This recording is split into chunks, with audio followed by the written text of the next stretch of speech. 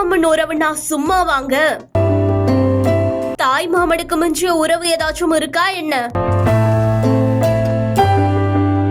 நம்ம வீட்ல எத்தனை ஃபங்க்ஷன் நடந்தாலும் முன்னாடி வந்து நிக்கிறது தாய் மாமன் தான்.